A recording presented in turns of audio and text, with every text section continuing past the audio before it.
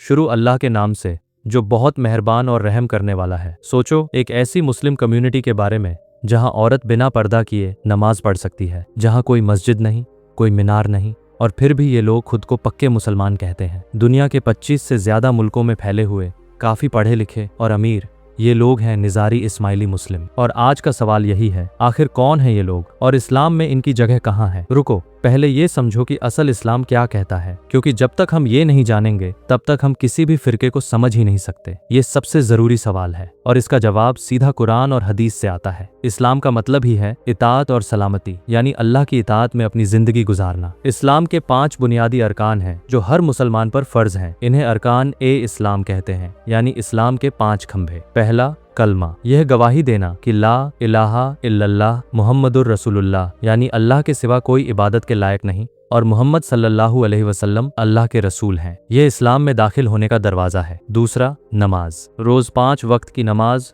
फज्र, जुहर, अस्र, मगरिब, इशा। ये अल्लाह से सीधा राब्ता है। कुरान में अल्लाह ने फरमाया कि नमाज कायम करो, ये हुक्म बिल्कुल साफ है। तीसरा, ज़कात, अपनी दौलत का एक हिस्सा गरीब लोगों को देना। इस्लाम में दौलत सिर्फ अपनी नहीं, उसमें दूसरों का भी हक है। चौथा, रोजा, रमजान के महीने में सुबह से शाम तक खाना पीना बंद रखना। ये नफ्स को यानी अपने आप को कंट्रोल करना सिखाता है। पांचवा, हज, उम्र में एक बार मक्का जाना अगर ताकत हो। दुनिया भर के मुस्लिम्स एक जगह एक लिबास में, कोई अमीर नहीं, कोई गरीब नहीं, सब एक। यही है असल इस्लाम। इसका कोई ऑल्टरनेटिव नहीं, इसका कोई शॉर्टकट नहीं। कुरान अल्लाह का कलाम है, सीधा, साफ और मुकम्मल। और नबी मोहम्मद सल्लल्लाहु अलैहि वसल्लम की सुन्नत, उनकी जिंदगी का तरीका, वो इस कुरान की जिंदा तफसीर है। इनका साथ मिला के जो दीन बनता है वही इस्लाम है, बाकी सब बात की बातें हैं। अब आते हैं उस सवाल पर जो बहुत से लोग पूछते हैं, ये अलग अलग फिरके कहाँ से आए? क्या इस्लाम में ये सब होना चाहिए था और इनका क्या मकाम है? नबी मोहम्मद सल्लल्लाहु अलैहि वसल्लम ने खुद फरमाया था, और यह हदीस बहुत मशहूर है, कि मेरी उम्मत 73 फिरकों में बट जाएगी,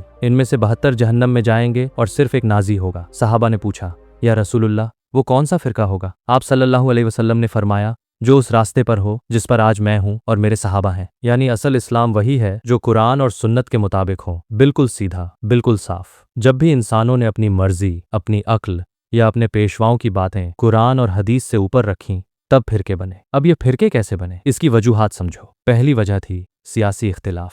जब नबी सल्लल्लाहु अलैहि वसल्लम का विसाल हुआ तो एक बड़ा सवाल था कि अब कौन उम्मत की रहनुमाई करेगा। एक ग्रुप ने कहा कि कुरान और सुन्नत से खलीफा चुनो, ये सुन्नी बन गए। दूसरे ग्रुप ने कहा कि खलीफा सिर्फ नबी सल्लल्लाहु अलैहि वसल्लम के खानदान से होना चाहिए, ये शिया बन गए। ये पहला बड़ा बंटवारा था। दूसरी वजह थी अकीदे में फर्क। अलग अलग आलिम यानी स्कॉलर्स ने कुरान की अलग अलग तफसीर की। कुछ ने अपनी अक्ल को ज्यादा दाखिल किया, कुछ ने अपने पीर या इमाम की बात को कुरान से भी बड़ा माना। यहाँ से और तकसीमें शुरू हुई। तीसरी वजह थी कल्चर और इलाका। जब इस्लाम ने अलग अलग मुल्कों में कदम रखा तो वहाँ के लोकल रिवाज, लोकल सोच इस्लाम में घुल मिल गए। इस तरह हर इलाके का एक अलग रंग वाला इस्लाम बनता गया। तो इस्लाम में फिरकों का मकाम क्या है? सुनो सीधी बात, इस्लाम ने खुद फिरका बंदी से मना किया है। अल्लाह ने कुरान में फरमाया, और अपने दीन में फर्क मत डालो और फिरकों में मत बट जाओ। यानी फिरकाबाजी अल्लाह को पसंद नहीं, मगर इंसानी कमजोरी, सियासी लालच और इल्म की कमी ने यह सब करवाया। इसका मतलब ये नहीं कि हर फिरके का इंसान बुरा है। बहुत से लोग अपने फिरके में सच्चे दिल से इबादत करते हैं, मगर हमें यह भी समझना चाहिए कि असल इस्लाम क्या है,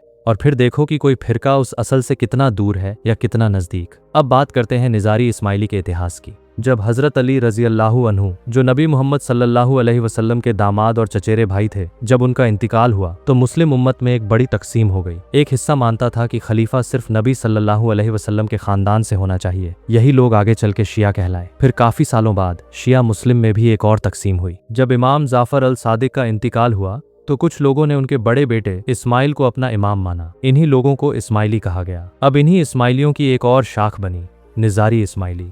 और इनकी असली ताकत का वक्त था 11वीं और 12वीं सदी, मतलब आज से काफी पहले, जब इनके पास अपनी हुकूमत थी, अपना किला था ईरान के एक पहाड़ी किले में जिसका नाम था अलमूत। वहां से ये अपनी दुनिया चलाते थे। लेकिन मंगोल, जो एक खतरनाक फौजी ताकत थी, उन्होंने 1256 में यह किला बर्बाद कर दिया। उसके बाद निज़ारी भाग गए, छुप गए और दुनिया के अलग अलग हिस्सों में फैल गए, ईरानी पहाड़ों में, हिंदू कुश के दर्रों में और हिंदुस्तान के अंदर भी। अब सबसे जरूरी बात, और यही चीज इन्हें बाकी तमाम मुस्लिम से अलग करती है, निज़ारी इस्माइली मानते हैं कि उनका इमाम यानी उनका जिंदा इंसानी रहनुमा आज भी मौजूद है। ये कोई इमाम नहीं जो सदियों पहले गुजरे, ये एक जिंदा इंसान है। उनका नाम है शाह करीम अल हुसैनी। और दुनिया उन्हें कहती है आगा खान चौथे। ये उसी खानदान से हैं जिसमें हजरत अली रजी अल्लाहु अन्हु थे। आगा खान कई अरब डॉलर की दौलत के मालिक हैं। वो यूरोप में रहते हैं और उनकी एक बड़ी डेवलपमेंट ऑर्गेनाइजेशन भी है जिसके बारे में हम आगे बात करेंगे। निज़ारी उन्हें सिर्फ एक बड़े बुजुर्ग नहीं बल्कि एक जिंदा इमाम मानते हैं जिनका हुक्म उन पर वाजिब है। यही चीज़ इन्हें दूसरे तमाम मुस्लिम्स से, सुन्नी और शिया दोनों से मुख्तलिफ बनाती है। अब बात करते हैं इनकी इबादत की, और यहाँ बात अजीब लगेगी लेकिन सुनो पूरी। निज़ारी इस्माइली मस्जिद में नहीं जाते। इनकी इबादत की जगह को कहते हैं जमात खाना, यानी जमात की जगह। यहाँ मर्द और औरत मिलकर इबादत करते हैं, कोई अलग कोने नहीं, कोई पर्दा नहीं। ये रोज 5 वक्त की नमाज सुन्नी या शिया तरीके से नहीं पढ़ते। इनकी अपनी दुआ होती है, अपना तरीका। ये अपने इमाम की हाँ में हाँ मिलाते हैं, यानी जो इमाम कहे उसी के मुताबिक इबादत का तरीका भी बदल सकता है। रोजा भी ये रखते हैं, मगर सिर्फ रमजान का महीना नहीं, इनके अपने खास दिन हैं। हज के बारे में इनकी अपनी राय है। कुछ निज़ारी सोचते हैं कि इमाम की जियारत ही उनका हज है। कुरान को ये 2 तरहों से पढ़ते हैं, एक ज़ाहिरी मतलब, दूसरा छुपा हुआ गहराई वाला मतलब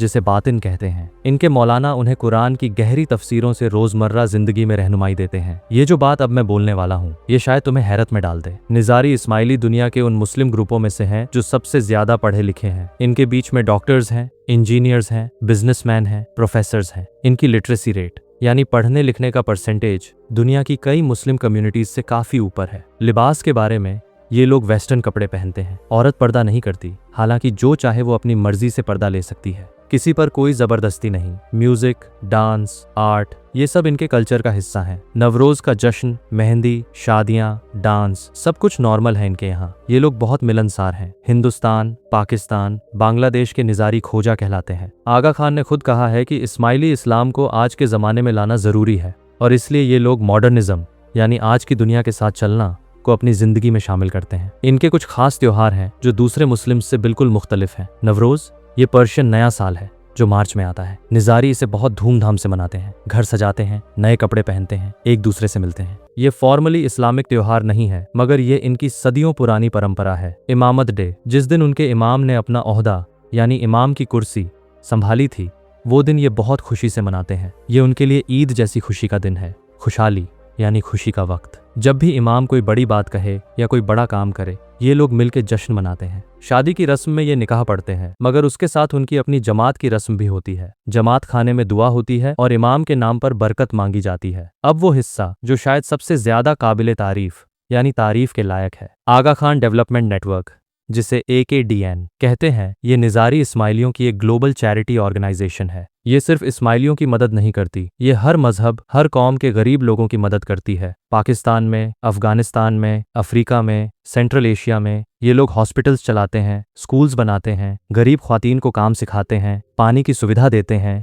और ज़मीनों को काबिले ज़िरात यानी खेती बाड़ी के काबिल बनाते हैं। आगा खान यूनिवर्सिटी जो कराची में है, वो साउथ एशिया की बेहतरीन मेडिकल यूनिवर्सिटीज में से एक मानी जाती है। वहाँ हर मजहब के लोग पढ़ते हैं और इलाज कराते हैं। Aga Khan fund for economic development ये गरीब मुल्कों में बिजनेस और रोजगार बनाता है, सिर्फ पैसे नहीं देता, वो सिखाता है कि कैसे अपने पैरों पर खड़ा हुआ जाए। इस्माइली वॉलंटियर्स, जिसे वॉलंटियर कॉर्प्स कहते हैं, हजारों की तादाद में दुनिया भर में काम करते हैं। ये लोग डिजास्टर के वक्त जैसे बाढ़ में, जलजले में खुद आगे आकर मदद करते हैं। अब वो सवाल जिसके लिए तुम इस वीडियो पर आए हो, असल इस्लाम की रोशनी में निज़ारी इस्माइली कहाँ खड़े हैं? सीधी बात करते हैं। ये लोग खुद को मुसलमान कहते हैं, कलमा पढ़ते हैं, कुरान को मानते हैं, नबी मोहम्मद सल्लल्लाहु अलैहि वसल्लम को अल्लाह के आखिरी नबी मानते हैं। ये उनकी अपनी बात है, मगर कुछ चीजें हैं जो सुन्नी उलेमा और बहुत से शिया उलेमा भी से इत्तिफाक नहीं रखती। पहली बात, जिंदा इमाम का अकीदा। असल इस्लाम में कोई इंसान इमाम के दर्जे पर नहीं होता जिसकी इताअत कुरान से भी बड़ी हो। नबी सल्लल्लाहु अलैहि वसल्लम के बाद कोई नबी नहीं,